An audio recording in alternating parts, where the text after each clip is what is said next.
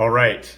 Back again. You may have seen me pop on for a second and then jump off again. Apparently my phone was not rotating. So it was portrait versus landscape. And so I would have been sideways to you. Because it was insisting on a portrait image. So but got it figured out. Thanks for your patience with the technical difficulties. This is week 53, first week in the next year of doing these lives. And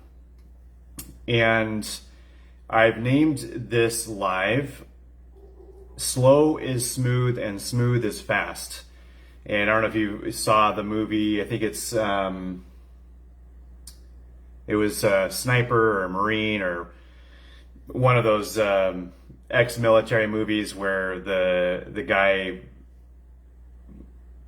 is asked to come out of retirement, military, and ends up having to take on the government. So he's training these guys that didn't know how to do sniper operations and stuff like that. So he was talking about adrenaline and how you can get worked up in a tense situation, a stressful situation, and get moving too fast, get rushing and kind of push yourself too fast. And so he said, just keep saying this to yourself: slow is smooth and smooth is fast. And I feel like that applies to our approach to fitness, because most of the fitness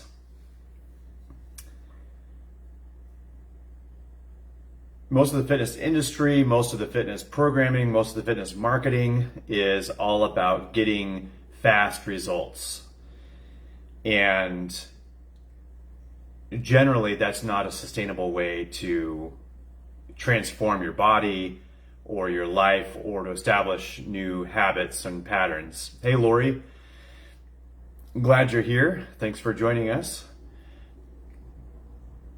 So, most of the time there's this pressure. It's like, oh man, this one thing is really bothering me, whether it's weight or fatigue or some kind of limitation within performance, like I'm not fast enough or not strong enough. And we get focused on wanting to fix that one thing and get a different result right away. And good. Glad you're happy to be here. And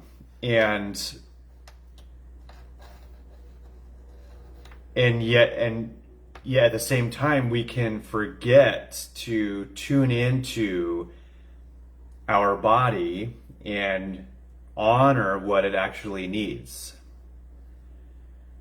So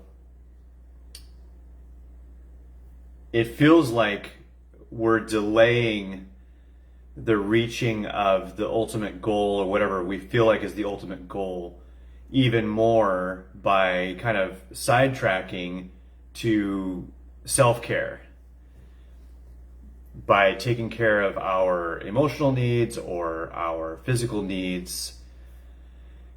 And that is actually the only true way forward.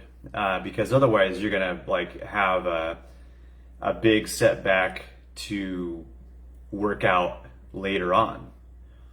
So when we think of slow is smooth and smooth is fast, really slowing down, listening to our bodies, working with it, knowing what our goals are, our intentions, our desires, and all the habits that will help us get there, and then integrating those habits in ways that feel good to our body, feel good to our emotions, our mind. Like every part of us is on board with how we're implementing those habits that will get us to where we want, and then doing it as we're able to do it.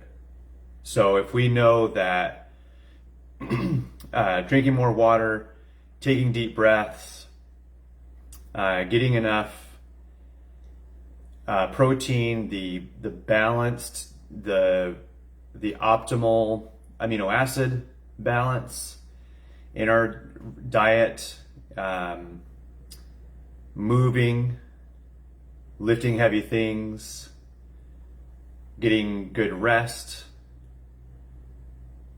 having a grateful attitude as a default attitude. All these things, if we know that these are the things that will help us move forward and get to where we want to be, then how do we move toward implementing and becoming consistent with those patterns in a way that honors our current state and honors where I'm at right now, rather than trying to force some really quick results and do anything extreme. So it feels like it's too slow, but moving slow in a way that honors our body is actually smooth, and smooth is fast. So it's the fastest way to get to permanent, consistent, positive life change. So what I posted yesterday was a tweet from Nate Postlethwaite. I think that's how you pronounce his name. And he shared, if being hard on yourself worked, it would have worked by now. Because most of us have been very, very, very hard on ourselves. And as empathic people, as caring people, as people that caretake and serve, we are already draining our energy in ways that other people don't understand or don't relate to. And so then we're the ones that end up with autoimmune issues and health issues. Excuse me. Got a scratch. And so we're the ones already draining our energy, and from the outside it just looks like we are slacking or not willing to push ourselves as much as other people, when in fact we're pushing ourselves much, much more. So we've been harder on ourselves than most people, even though our performance is less stellar, because we are trying to caretake for everyone else, and we're empathic and feeling everyone else's experience, not just being in our own. So if being hard on ourselves worked, it would have worked by now, because we've been hard enough on ourselves. So now it's time to practice listening and honoring and figuring out, what do I actually need, and how do I meet those needs in a way that honors my body and honors my goals.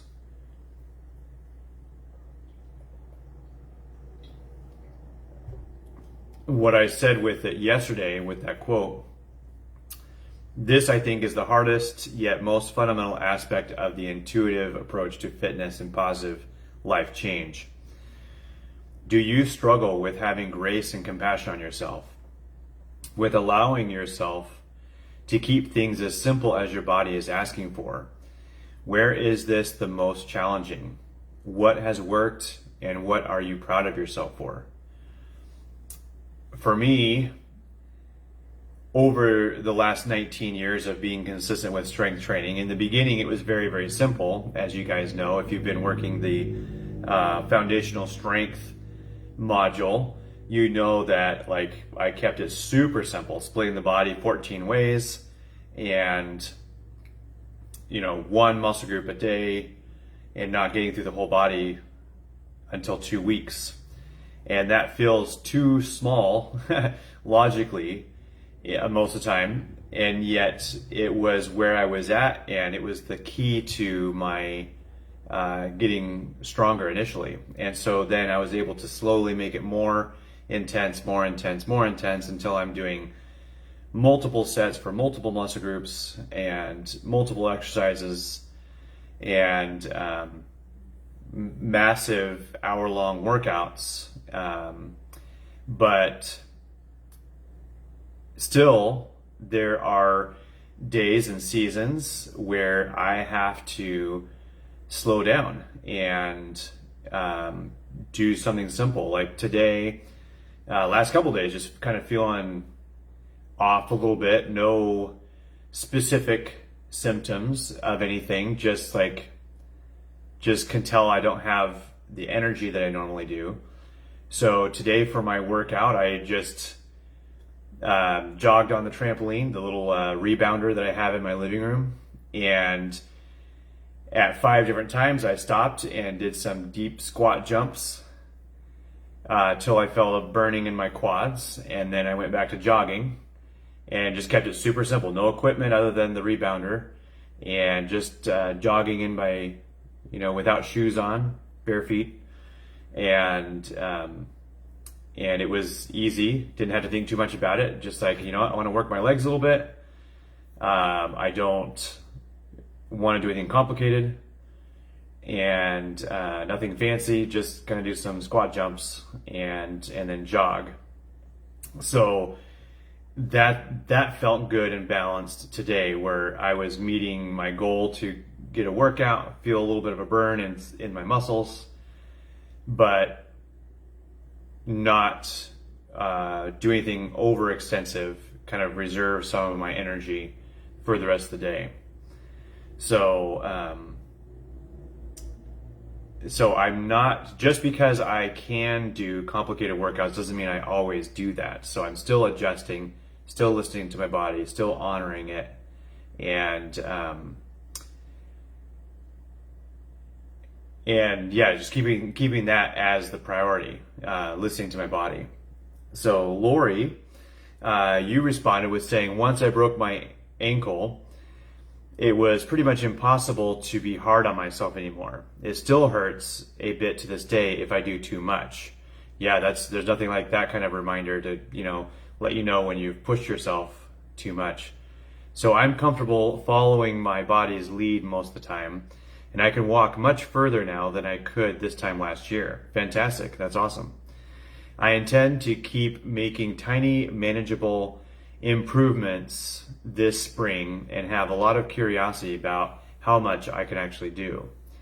I love the curiosity because it's not decisive. It's not deciding what you're going to try to do and what you're going to try to force your body to do, but it's open-minded, it's curious, and curiosity is playful, and so you can kind of play with it, figure out what might work, what doesn't work. You're open to feedback, you're observing, and then you can adjust along the way.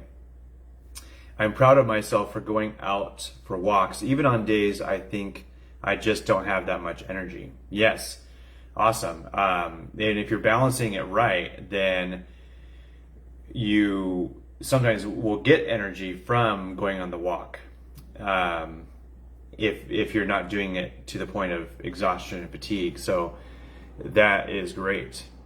So let's see, you're saying, I had low energy today too, did my tiny walk and some yoga nidra, and thought I'll do some gentle tai chi.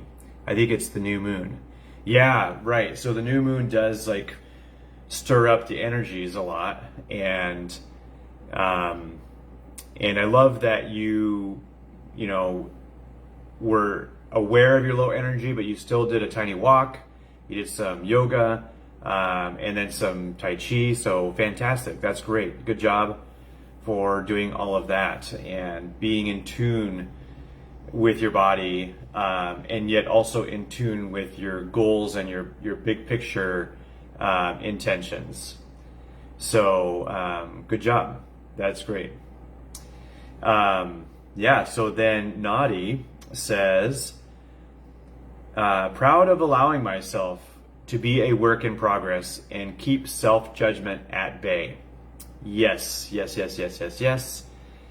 That is actually something I've been thinking about this week, and I talked to my therapist on Tuesday, about that, and that it's okay to be a work in progress, and you don't have to judge yourself for not being perfect yet.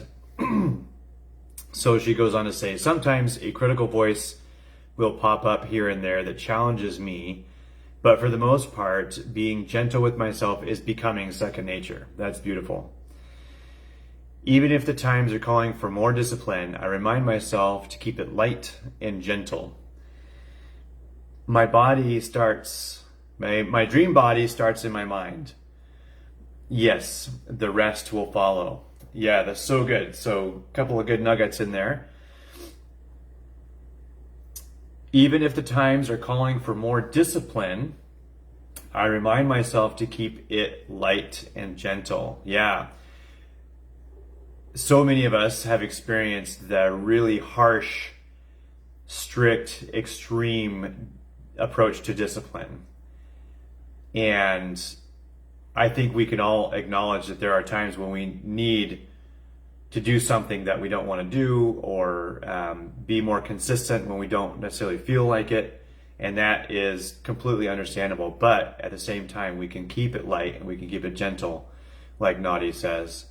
And then she says, my dream body starts in my mind. And I love that, because we are much more powerful than we believe we are. Oftentimes we look at life and we feel powerless to circumstances when, if you've read anything by Dr. Joe Dispenza, he has an amazing number of books. One is called You Are the Placebo, and another one's called Becoming Supernatural. But he has studied this for I think 30 or 40 years, and been a neuroscientist for over 20 years. And he has story after story after story about literal placebo tests, experiments, research, and people believing certain things and then experiencing that reality because they believed it, and there was literally nothing in the physical world that could be attributed to it. And so the only possible answer was that it was that their body, their health, everything was responding to their belief. And so when Naughty says, my dream body starts in my mind, that's exactly right. So allow yourself to become obsessed mentally, emotionally with your desires, and then keep moving towards the things that will bring about those desires, but in a way that honors your body and honors your level of energy and all of that. So, and the other thing, when Naughty says that she's allowing herself to be a work in progress, I wanted to read a couple of the notes that I wrote in from my therapy session yesterday. So my notes were, the radical part is anomaly or something different. So the anomaly for me is jumping into imperfection. Anomaly is, here I go. I will do exactly what I'm afraid to do.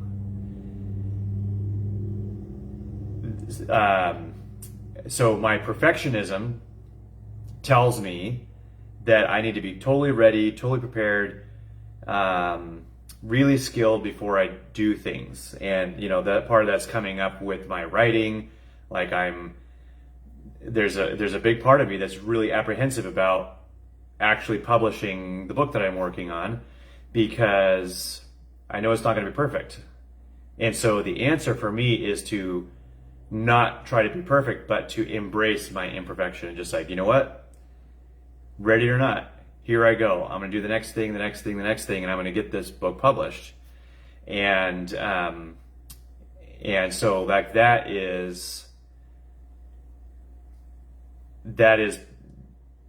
lines up with what Nadi says about allowing herself to be a work in progress. And I think that's so good.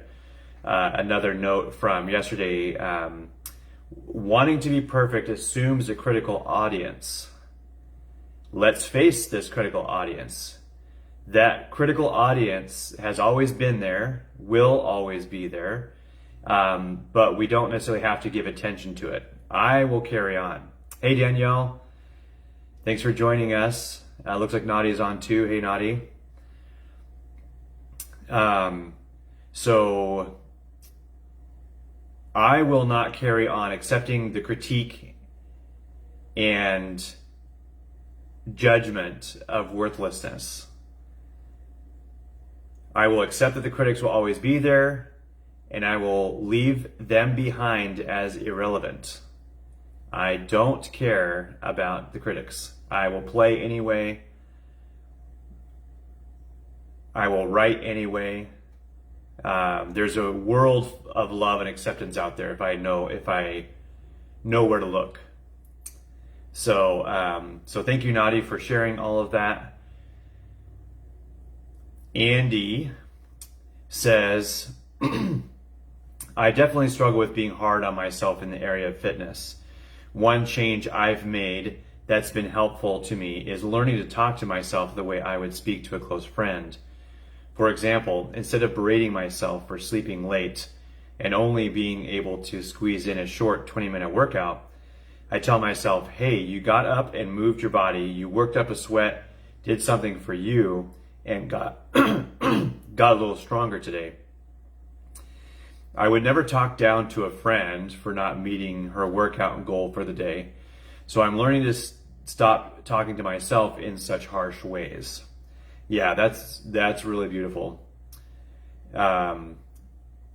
Practicing seeing ourselves as someone else, as our best friend.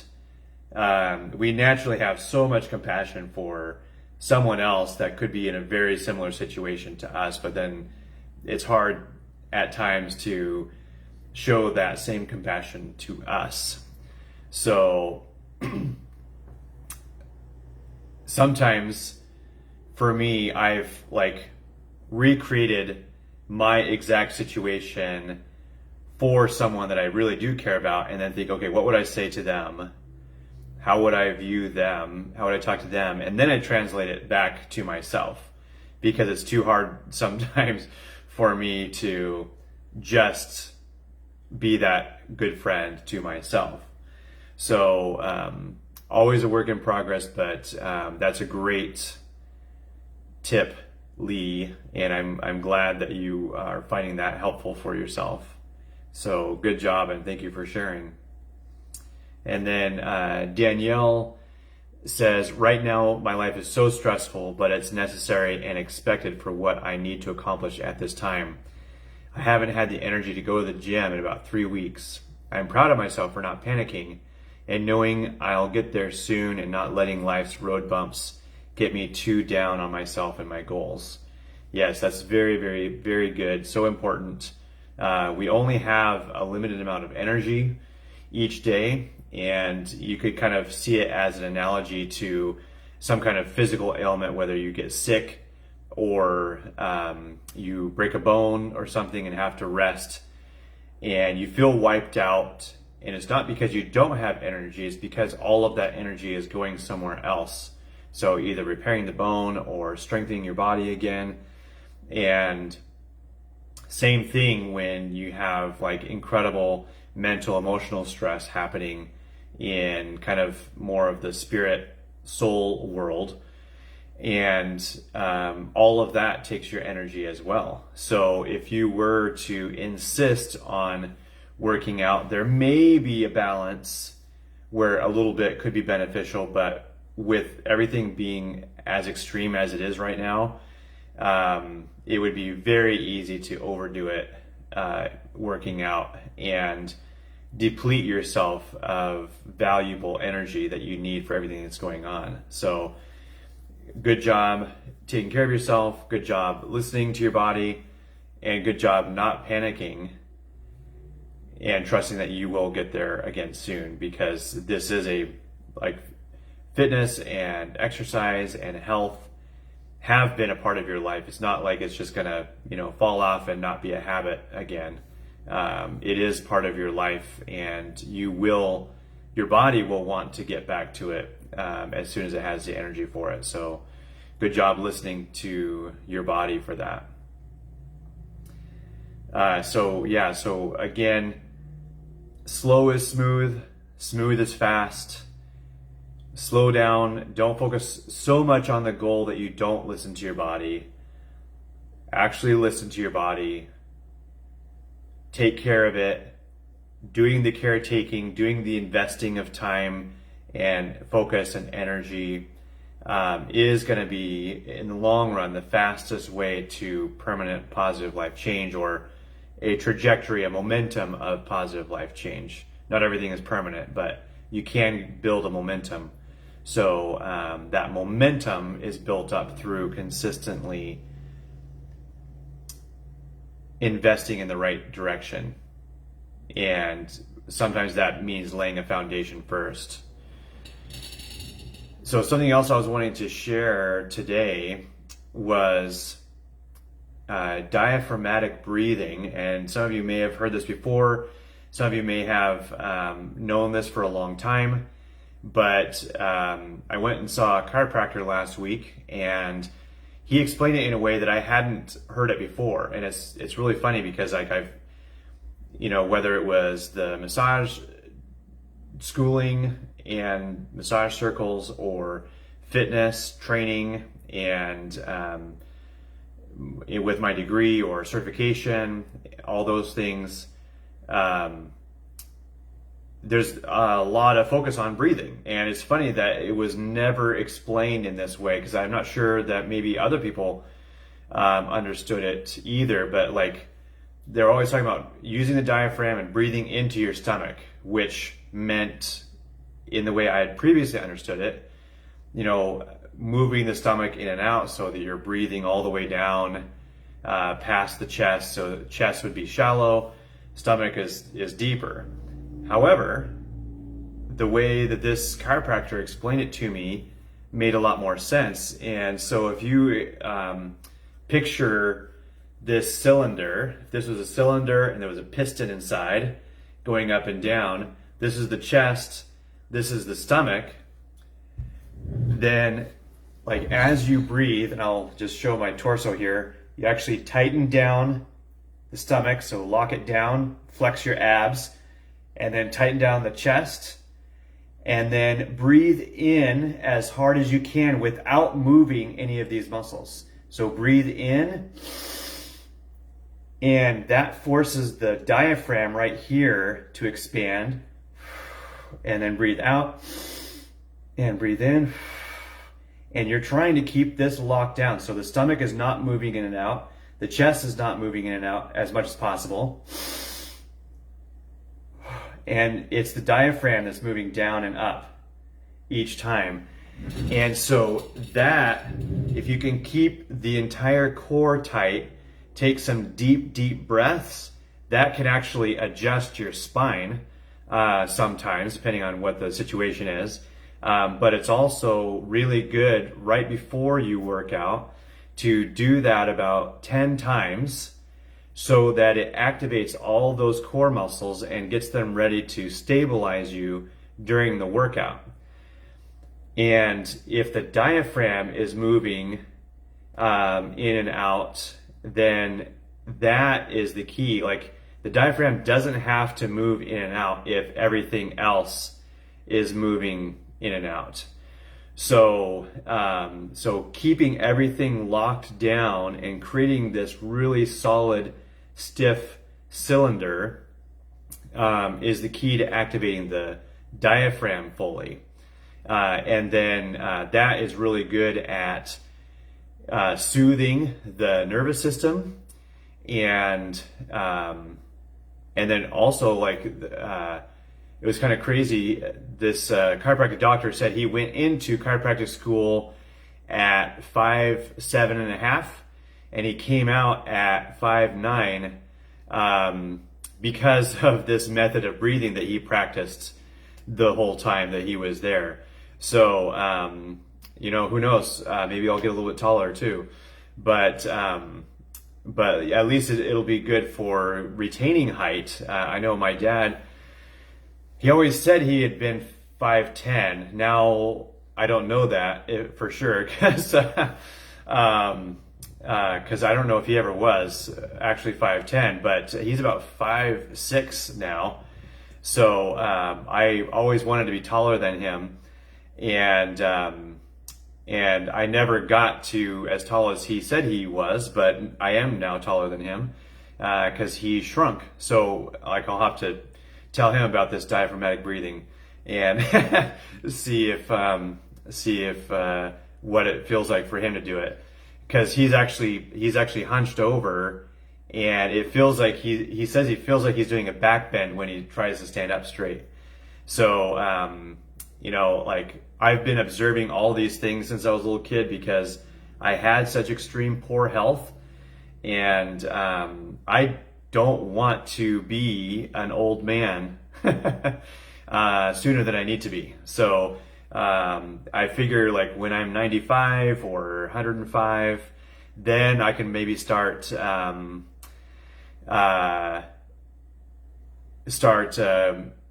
being okay with exhibiting symptoms of old age. But until I get there, then I'm not going to be an old man. I'm just going to be a kid into my 90s. So that's my intention. Hey Adam, great to have you. Glad you get a chance to watch while at work. So yeah, and then I was listening to one of my nutrition mentors, Dr. Gabrielle Lyon, talking about calories, and so I thought it would be like a good reminder to talk about calories. Calories are just units of heat or units of energy, and so calories are definitely not the enemy.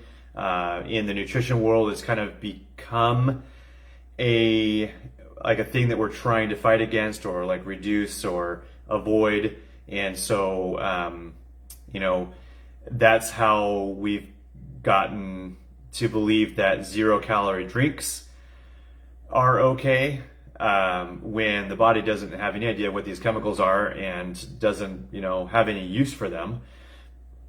So they're not, 0-calorie thing is not any healthier than anything else, probably way worse. So watch for that kind of marketing. But everyone, like the thermic effect of calories and the efficiency of calories are different for everyone. And so if you were to ever track your calories, count your calories, or just like calculate how many calories you should be eating, like only ever use that as a baseline and then see what actually happens. Like if you are supposedly eating enough to maintain your weight and you're losing weight, then obviously you're not eating enough to maintain your weight. So, let's mess up our endocrine systems with sugar-free drinks. Totally. Hopefully that's clear. That's sarcasm.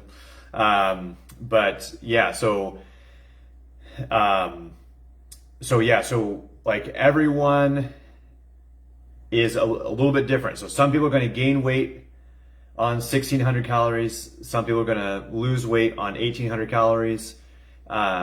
So like how everyone reacts to the assigned amount of calories that they're supposed to be taking in is going to be slightly different. So only use that as a starting point if you're using it, and adjust from there.